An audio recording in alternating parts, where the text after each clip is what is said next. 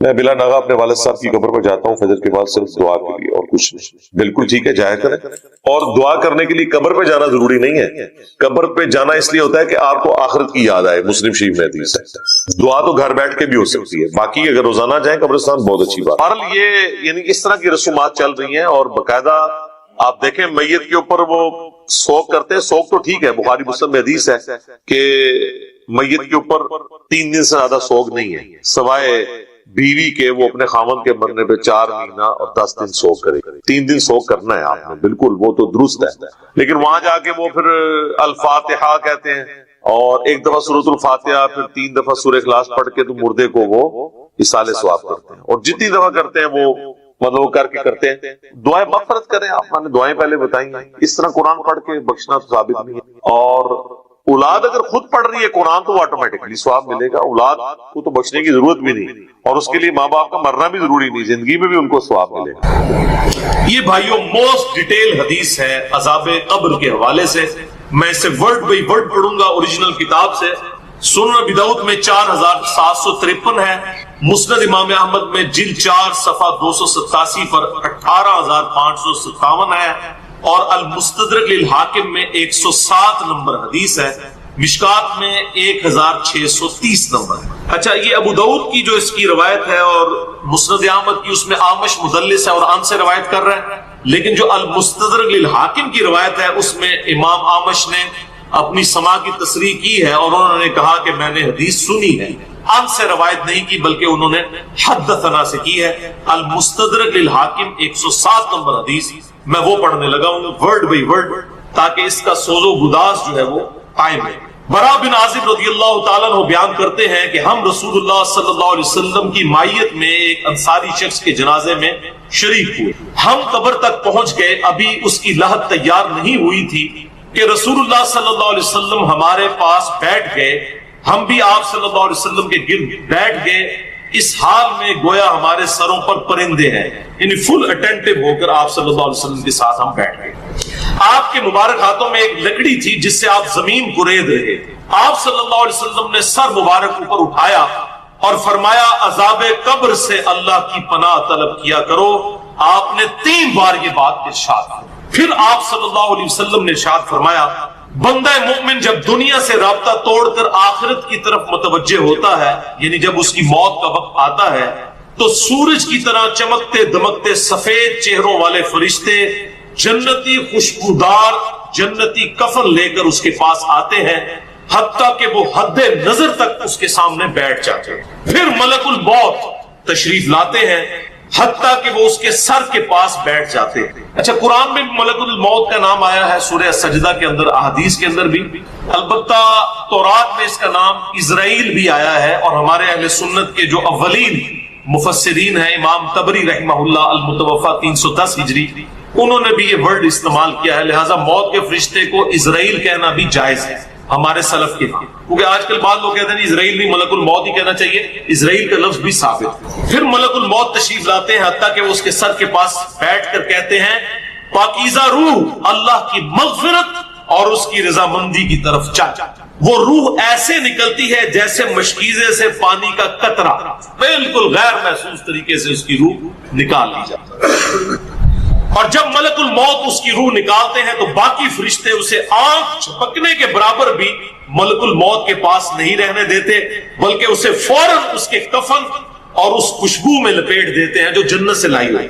پھر اس کی روح کو لے کر بلند ہوتے ہیں، اور فرشتوں کی جس جماعت کے پاس سے وہ گزرتے ہیں تو فرشتے پوچھتے ہیں کہ یہ کیسی خوشبو ہے، تو وہ اس کے دنیا کے ناموں میں سے بہترین نام لے کر بتاتے ہیں کہ یہ فلاں بن فلاں کی روح ہے. حتیٰ کہ وہ اسے آسمان دنیا تک لے پہنچتے ہیں اور اس کے لیے دروازے کھولنے کی اجازت طلب کرتے ہیں، تو جنت کے جو آسمانوں کے دروازے ہیں اس کے لیے کھول دیے جاتے ہیں. پھر ہر آسمان کے مقرب فرشتے اگلے آسمان تک اسے پروٹوکول دیتے ہوئے اس روح کے ساتھ جاتے ہیں، حتیٰ کہ اسے 7ویں آسمان تک پہنچا دیا جاتا ہے. تو اللہ تعالیٰ فرماتا ہے میرے بندے کا نامہ اعمال علیین میں لکھ دو، جو سورۃ المطففین میں آیا ہے. علیین اور سجین یہ 2 مقامات.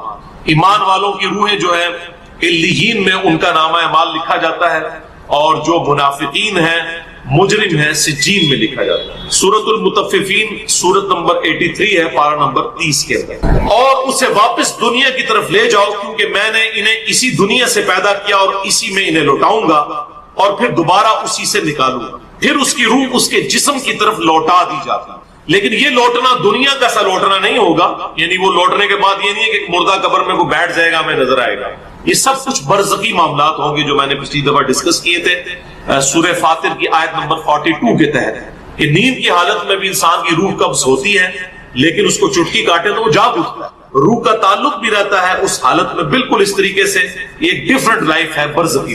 फिर दो फरिश्ते उसके पास आते हैं, यानी उसकी कब्र में, उससे बिठाकर पूछते हैं। अब ये वो 4 सवाल यहां पर आ रहे हैं इस डिटेल में। इसमें पहला सवाल करते हैं, तेरा रब कौन? मन रब्बु? वो कहता है रब्बी अल्लाह, मेरा रब अल्लाह है। दूसरा सवाल पूछते हैं, तेरा दीन क्या? मा दीनु? तेरा दीन क्या? तो वो कहता है मेरा दीन इस्लाम है। फिर पूछते हैं कि वो आदमी जो तुम में मबूस किए गए वो कौन है? अब यहां पर वो डिटेल आई, अल्लज़ी बुइसा फीकुम, वो शख्स जो तुम में मबूस किया गया था वो कौन था? तो ये जो कहते हैं ना कब्र में आप सल्लल्लाहु अलैहि वसल्लम आ जाते हैं, तो कि किसी हदीस में भी नहीं है। इसमें डिटेल आ गई कि उससे पूछा जाता है जो शख्स तुम में पैगंबर बनाकर भेजा गया वो कौन था? तो वो कहता है हुआ मुहम्मद रसूलुल्लाह, वो अल्लाह के रसूल मोहम्मद सल्लल्लाहु अलैहि वसल्लम। मसला हाजिर और नाजिर मेरा रिकॉर्ड है, मसला नंबर 7, जिसमें मैंने ये तमाम शुबहात क्लियर किए। ये 3 सवालों के बाद, अच्छा जामिया तिर्मिज़ी में एक हदीस है 3120, उसमें अल्फाज है कि वो पूछते हैं मन नबीयु, तेरा नबी कौन है? इसमें तो आया ना कि उस शख्स के बारे में तेरा क्या अकीदा है, उसमें मन नबीयु का अल्फाज है, जामिया तिर्मिज़ी 3120। अच्छा अल्लाह का शुक्र है कि ये नहीं पूछते तेरा फिरका कौन सा है, तू किस इमाम की तकलीद करता था, केड़ी मसीदी तू नमाज पढ़ता सा है, देख लो कोई चीज। तेरा रब कौन है, तेरा दीन और नबी सल्लल्लाहु अलैहि वसल्लम। तो दुनिया में भी हम यही कहते हैं अल्लाह रसूल कुरान, यही बात। तो कब्र के अंदर जाकर भी यही सवाल। अब वो जब 3 सवालों के जवाब देता है तो फरिश्ते चौथा सवाल उससे पूछते हैं, जो मैंने कब्र का चौथा सवाल, मसला नंबर 78, तुम्हें कैसे पता चला? इन 3 सवालों के जवाब तुम्हें कैसे आए? वो कहता है मैंने अल्लाह की किताब पढ़ी थी, मैं उस किताब पर ईमान लाया और मैंने उसके हक होने की, अल्लाह की किताब पढ़ी होगी तो तस्दीक करेगा ना। अगर सुना के सुन्नी होगा तो क्या तस्दीक करेगा? हाँ, पढ़ा के सुन्नी होगा तो तस्दीक करता। फिर आसमान से आवाज आती है, मेरे बंदे ने सच कहा, उसके लिए जन्नती बिछौना बिछा दो, उसे जन्नती लिबास पहना दो और उसके लिए जन्नत की तरफ दरवाजा खोल दो। कब्र के अंदर ही जन्नत की तरफ दरवाजा खोल दो।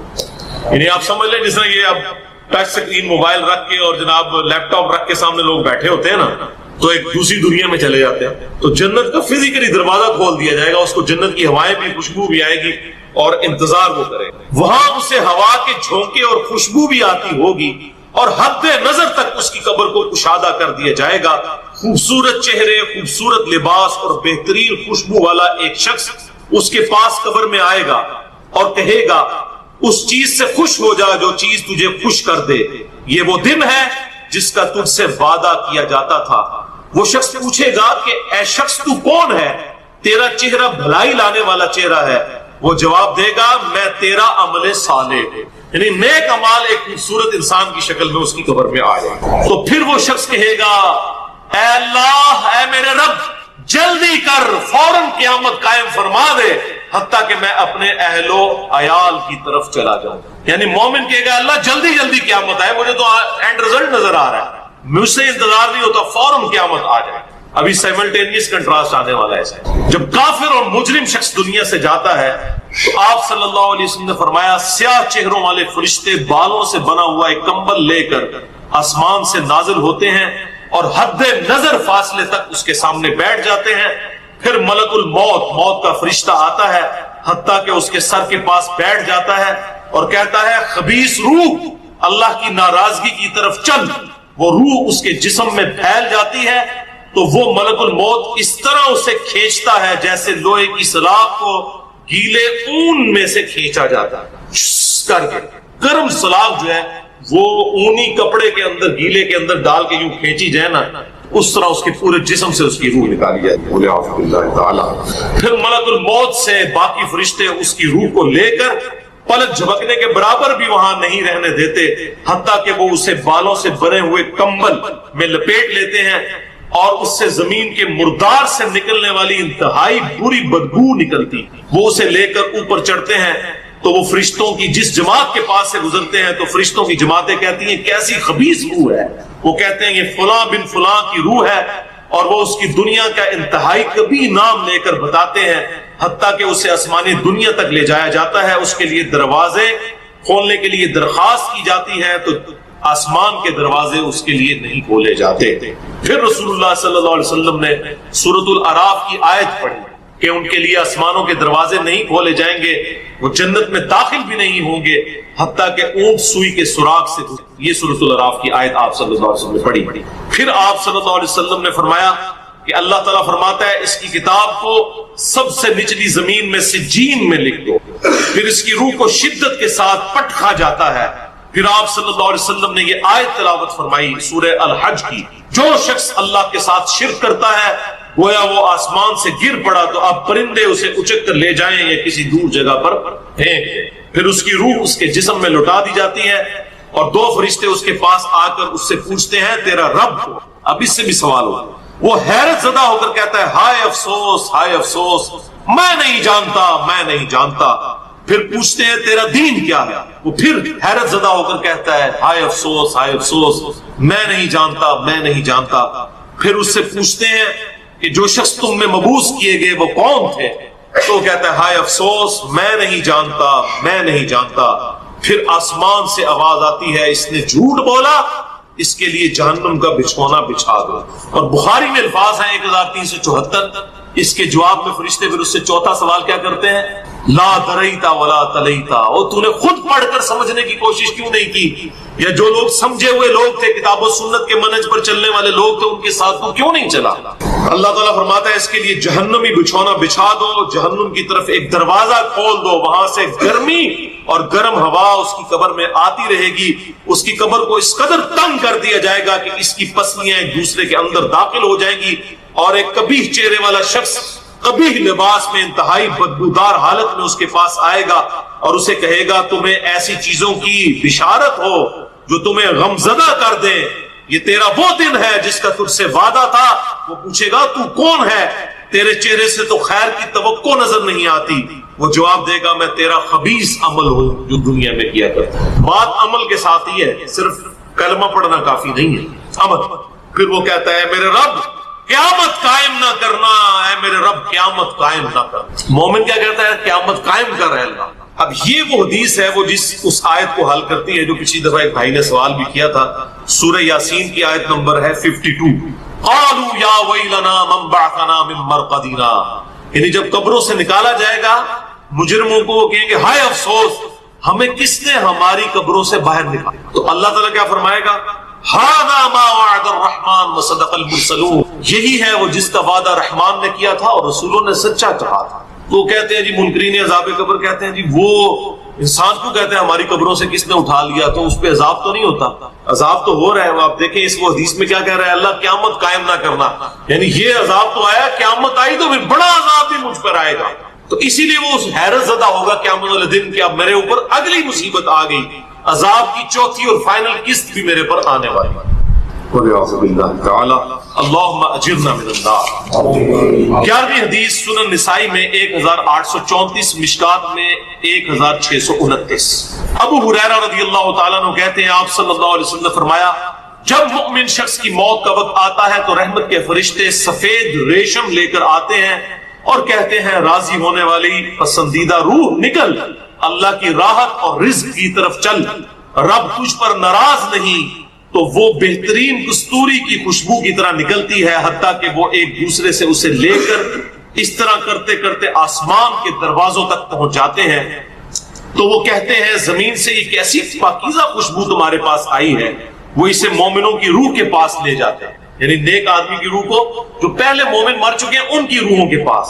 تو انہیں اس کے آنے پر اس سے بھی زیادہ خوشی ہوتی ہے، یعنی مومن انتظار کر رہے ہوتے ہیں اور ویلکم کرتے ہیں. جیسا کہ تم میں سے کسی کو اپنے بچھڑے ہوئے شخص کے ملنے پر خوشی ہوتی ہے. تو وہ آلریڈی جو مردہ روحیں وہاں پر پہنچی ہوتی ہیں، جو مر چکے شخص جو ہوتے ہیں ان کی روحیں، وہ نئی آنے والی روح سے پوچھتے ہیں فلاں کا کیا حال ہے، فلاں کا کیا حال ہے. پھر وہ کہتے ہیں اسے چھوڑ دو کیونکہ یہ ابھی ابھی دنیا کے غم میں مبتلا ہو کر یہاں پر آیا ہے. تو مرنے والا شخص کہتا ہے کہ تم جس شخص کے بارے میں مجھ سے پوچھ رہے ہو وہ تو فوت ہو چکا ہے. کیا تمہارے پاس نہیں آیا؟ وہ کہتے ہیں اسے تو اس کے ٹھکانے ہاویہ یعنی جہنم میں پہنچا دیا گیا ہے، اور جب کافر شخص کی موت کا وقت آتا ہے تو عذاب کے فرشتے بالوں کا لباس لے کر اس کے پاس آتے ہیں اور اسے کہتے ہیں ناراض ہونے والی ناپسندیدہ روح نکل، اللہ کے عذاب کی طرف چل۔ وہ مردار کی انتہائی بدبو کی صورت میں نکلتی ہے، حتیٰ کہ وہ اسے زمین کے دروازے کے پاس لے آتے ہیں تو وہ کہتے ہیں یہ کتنی بدبودار ہے، حتیٰ کہ اسے کافروں کی روح کے پاس ملا دیا جاتا ہے۔ اب دیکھیں کہ وہ مومن پوچھ رہے ہوتے ہیں، اب میں اس کو ٹرانسلیٹ کر رہا ہوں، برا نہیں منانا، وہ مومن کہتے ہیں کہ فلاں شخص کا کیا حال ہے، فلاں بزرگ، فلاں مولوی صاحب، فلاں حضرت صاحب کدھر ہے؟ وہ کہنا وہ تو جناب کروں گا مار بیٹھے تو آڈے کول نہیں پہنچے، اور پھر فرشتے سے جناب اتنے نہیں آئے جو دوزخ کی جے دیکھ لیں۔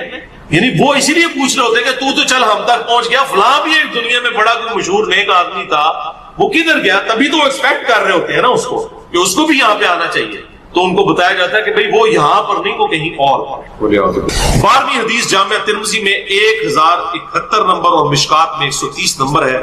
سیدنا ابو ہریرہ کہتے ہیں نبی صلی اللہ علیہ وسلم نے فرمایا جب میت کو دفن کیا جاتا ہے تو 2 سیاہ فام نیلی آنکھوں والے فرشتے اس کے پاس آتے ہیں، ان میں سے ایک کو منکر اور دوسرے کو نکیر کہا جاتا ہے۔ سیاہ فام نیلی آنکھوں والے خطرناک شکل کے فرشتے منکر اور نکیر۔ بس وہ کہتے ہیں تم اس شخص کے بارے میں کیا کہا کرتے تھے، یعنی نبی صلی اللہ علیہ وسلم کے بارے میں سوال ہوتا ہے تو وہ کہتا ہے وہ اللہ کے بندے اور اس کے رسول ہیں، میں گواہی دیتا ہوں کہ اللہ کے سوا کوئی معبود نہیں اور محمد صلی اللہ علیہ وسلم اس کے بندے اور رسول ہیں۔ وہ دونوں فرشتے کہتے ہیں ہمیں پتا تھا تم یہی جواب دو گے۔ پھر اس کی قبر کو لمبائی اور چوڑائی میں 70 ہاتھ کشادہ کر دیا جاتا ہے، یہ 70 کہتے ہیں کثرت، حد نظر تک کشادہ کر دیا جاتا ہے۔ پھر اس کے لیے اس میں روشنی کر دی جاتی ہے، پھر اسے کہا جاتا ہے سو جا۔ وہ کہتا ہے میں اپنے گھر والوں کے پاس واپس جانا چاہتا ہوں تاکہ انہیں بتاؤں کہ میں کامیاب ہو گیا ہوں، لیکن وہ کہتے ہیں کہ تو دلہن کی طرح سو جا جسے اس کے گھر کا عزیز ترین فرد ہی آ کر بیدار کرتا ہے، حتیٰ کہ اللہ تعالیٰ اسے اس کی خوابگاہ سے قیامت والے دن بیدار کرے، یعنی اسے لٹا دیا جائے گا، پھر اس پہ وہ کیفیت وہ جنت والی تاری رہے گی، پھر الٹیمیٹلی اللہ تعالیٰ اسے دوبارہ سے زندہ کرے گا۔ اور اگر وہ منافق ہوا تو وہ کہے گا میں نے لوگوں کو ایک بات کہتے ہوئے سنا تو میں بھی ویسے ہی کہا کرتا تھا، یعنی مجھے نہیں پتا، اللہ کی وہ گواہی نہیں دے سکے گا، رسول اللہ صلی اللہ علیہ وسلم کا اقرار نہیں کرے، میں کچھ نہیں جانتا۔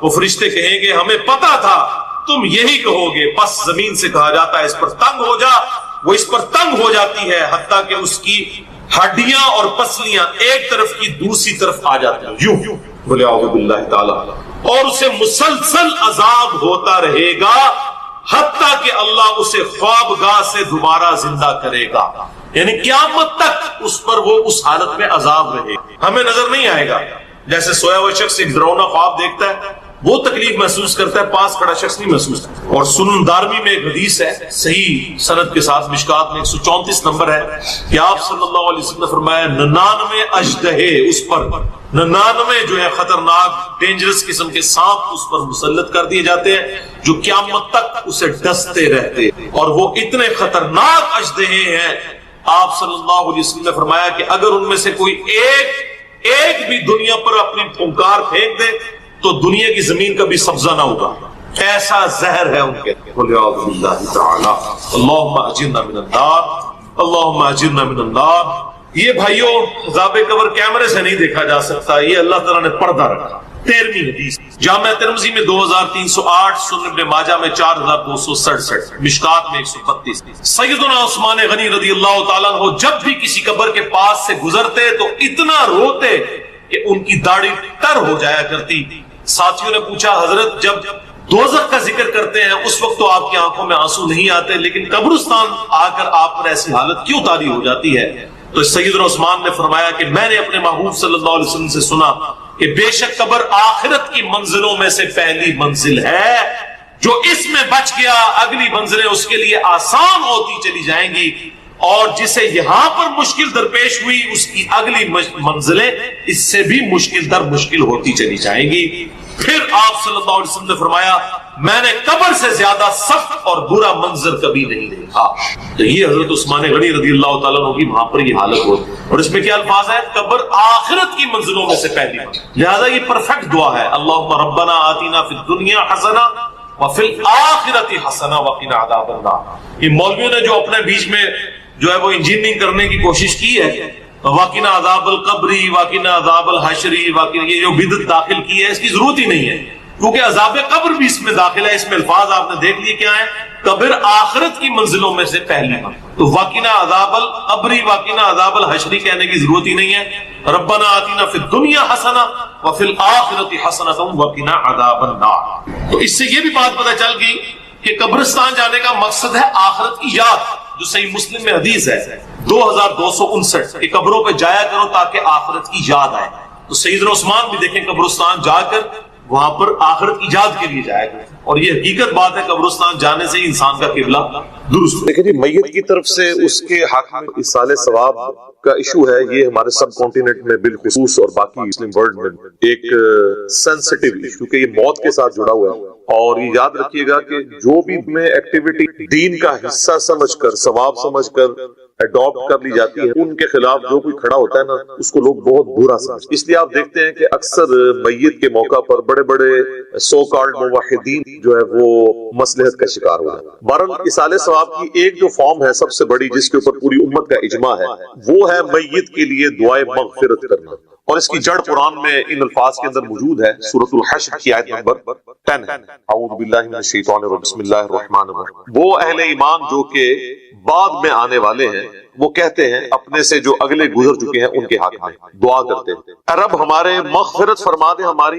اور ہمارے بھائیوں کی جو ہم سے پہلے ایمان کی حالت میں رخصت ہو، اور ہمارے دل میں کوئی کجی، کوئی ٹیڑھ پن، کوئی بغض و کینہ ان لوگوں کے بارے میں نہ رکھ جو مر چکے۔ ظاہر ہے جو مر چکا ہے وہ اپنے انجام کو پہنچ۔ صحیح بخاری میں حدیث ہے کہ مردوں کو گالی مت دو، وہ اپنے انجام کو پہنچ چکے، اچھے یا برے۔ اے ہمارے رب بے شک تو بخشنے والا ہے، مہربان۔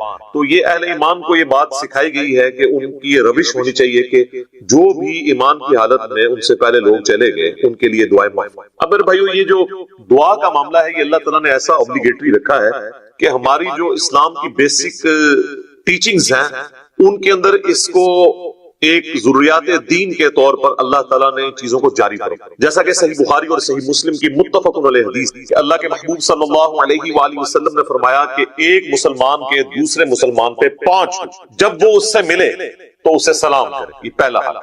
دوسرا حق، جب وہ بیمار ہو جائے اس کی عیادت کرے۔ تیسرا حق، جب وہ مر جائے تو اس کی نماز جنازہ پڑھے۔ چوتھا حق، جب وہ دعوت دے تو اس کی دعوت کو قبول کرے۔ اور 5واں حق یہ ہے کہ جب وہ چھینک کے جواب میں الحمدللہ کہے تو آپ اس کے جواب میں کہیں یرحمک اللہ، اللہ تعالیٰ تجھ پر رحم۔ تو یہ 5 بنیادی حقوق ہیں، جس میں تیسرا حق ایک مسلمان کی نماز جنازہ پڑھنا ہے، اور نماز جنازہ میں ظاہر ہے کہ دعا اللہ تعالیٰ نے اس کے اندر بلٹ ان رکھ دی ہے۔ صحیح مسلم میں ایک حدیث ہے کہ اللہ کے محبوب صلی اللہ علیہ وآلہ وسلم نے فرمایا کہ جس کے جنازے میں 40 ایسے لوگ شریک جو اللہ تعالیٰ کے ساتھ شرک نہ کرتے ہیں تو اللہ تعالیٰ ان 40 لوگوں کی شفاعت اس میت کے حق میں قبول و منظور فرما دے گا، یعنی اس کی مغفرت فرما۔ تو یہ بہت بڑی فضیلت ہے۔ تو یہ بھی مرے ہوئے بندے کو زندہ لوگوں کی طرف سے پہنچنے والی ایک نفع مند چیز ہے، آپ اسے ایصال ثواب کہہ لیں، آپ اس کو دعائے مغفرت کہہ لیں، کوئی بھی۔ اچھا، اسی طریقے سے صحیح بخاری اور صحیح مسلم دونوں میں حدیث ہے کہ نبی الاسلام کو ایک صحابی کی وفات کی خبر ملی تو نبی الاسلام نے دونوں ہاتھ یوں بلند کر کے، حتیٰ کہ صحابہ کہتے ہیں ہم نے آپ کے بغلوں کی سفیدی بھی دی، تو آپ نے کہا اے اللہ ابو عامر کو بخش دے اور اسے کثیر مخلوق پر فضیلت عطا فرما۔ تو اس سے ثابت ہوا کہ مرے ہوئے شخص کے لیے ہاتھ اٹھا کے آپ دعا کر سکتے ہیں ان الفاظ کے ساتھ۔ اور ایک اور حدیث ہے صحیح مسلم کے اندر، ام سلمہ کہتی ہے کہ جب میرے خامن فوت ہوئے ابو سلمہ تو نبی الاسلام ہمارے گھر تشریف لائے تو آپ صلی اللہ علیہ وآلہ وسلم نے ہمیں صبر کی تلقین کی، اور آپ علیہ السلام نے پھر ابو سلمہ کے لیے دعا کی کہ اے اللہ اسے بخش دے اور اسے اپنے ہدایت یافتہ لوگوں میں بلند درجہ عطا فرما، اور اے اللہ اس کے جو پیچھے لوگ بچ گئے ان پہ تو خلیفہ ہو جائے، یعنی اس کی کمپنسیشن تو فرما، اور اے اللہ اس کی قبر کو نور سے ڈوبا۔ یہ آپ صلی اللہ علیہ وآلہ وسلم نے ان کے لیے دعا کی، اور اس میں یہ بھی الفاظ ہیں کہ قبر کو مشاہدہ کر دے اور نور سے۔ یہ تعزیت کی دعائیں ہیں جو آپ کر سکتے ہیں۔ باقی قبرستان جا کے آپ جنازہ اگر آپ کا رہ گئے تو آپ قبرستان جا کے قبر پہ کھڑے ہو کے بھی جنازہ پڑھ سکتے ہیں۔ بخاری مسلم دونوں میں حدیث ہے کہ ایک بوڑھی عورت جو مسجد نبوی کی صفائی کیا کرتی تھی، جب وہ فوت ہو گئی تو صحابہ نے رسول اللہ کو نہیں بتایا اور راتوں رات جنازہ پڑھ کے دفنا دیا۔ کچھ دن کے بعد نبی علیہ السلام نے عورت نظر نہیں آئی تو بتایا گیا کہ وہ تو فوت فوت ہو گئی ہے، حضور نے فرمایا کہ مجھے اس کی قبر پہ لے۔ اب حضور علیہ السلام کو کسی صحابی نے یہ نہیں کہا کہ یا رسول اللہ آپ تو ہر مومن کی قبر میں جاتے ہیں، 3 دن پہلے تو آپ تشریف لے گئے ہوں گے، آپ کو تو پتہ ہی ہوگا کہ یہ مر چکی ہے۔ اس زمانے میں یہ عقیدے نہیں ہوا کرتے، نہ کسی کے دماغ میں ہوتا، تو رسول اللہ صلی اللہ علیہ وسلم کو وہ قبر پہ لے گئے تو آپ علیہ السلام نے جا کے قبرستان میں اس کی قبر پہ کھڑے ہو کر، یہ غائبانہ نماز جنازہ نہیں ہوتا کیونکہ اس میں تو قبر سامنے ہوتی ہے، اور اس کا طریقہ یہ ہوتا ہے کہ آپ نے قبر کی ایسی سائڈ پہ کھڑے ہونا ہے کہ آپ کا قبلہ